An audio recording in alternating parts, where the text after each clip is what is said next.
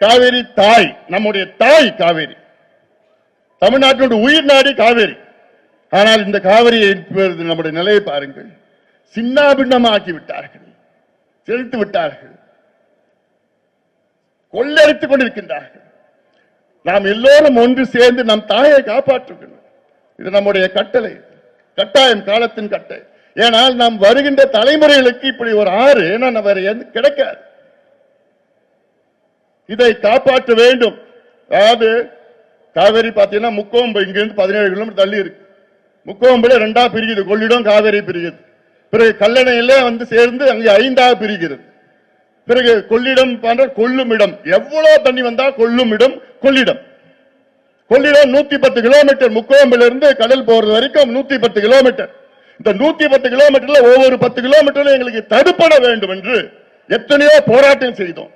ஆனா கொடுத்தாங்க தடுப்பணை, 10 தடுப்பணைகளை கேட்டோம். கிடைச்சது என்ன? 20 மணல் குவாரி. இவங்களுக்கு என்னன்னா தடுப்பணை கட்டினா மணல் எடுக்க முடியாது, கொள்ளக்காரங்க. தடுப்பணை கட்டினா மணல் எடுக்க முடியாதான். இன்னைக்கு பிச்சை எடுத்துட்டு இருக்கிறோம் கர்நாடகா கிட்ட. இன்னைக்கு கர்நாடகா அணையில 72 டிஎம்சி தண்ணி இருக்கு. கபினி, ஆரங்கி, ஹேமாவதி, கேஆர்எஸ், கிருஷ்ணராச 4 அணைகள் 72 டிஎம்சி இருக்கு. அந்த காவிரி ஆணையை நமக்கு 1 டிஎம்சி கொடுன்னு சொல்லி இருக்கிறாங்க, 1 டிஎம்சி. ஆனால் அதையும் நான் கொடுக்க முடியாதுன்னு கர்நாடகாவில் உள்ள துணை முதலமைச்சர் சிவகுமார் சொல்றாரு, என்னால முடியாதுன்னு. என்ன ஆனவாழ்வு? உங்க கூட்டணி தானே அங்க இருக்கிறாங்க, போய் கேட்க வேண்டியதானே. குருவாய் முடிஞ்சு போச்சு, அடுத்து சம்பாவதா தண்ணி வேணல்ல. ஆனா அதை பத்தி எல்லாம் ஒன்னும் கவலை இல்லை. விக்கிரவாண்டி இடைத்தேர்தல் நீங்க பார்த்திருப்பீங்க, வந்து காசை கொடுத்து பொருளை கொடுத்து, அதாவது ஆடு மாடியில் தான் நம்ம பட்டியல அடைச்சு வச்சிருப்போம். ஆனா விக்கிரவாண்டியில பெண்களை மனுஷனை பட்டியல அடைச்சு வச்சிருக்கிறாங்கன்னா என்ன கலாச்சாரம்? எங்க போயிட்டு இருக்கிறோம் நம்ம?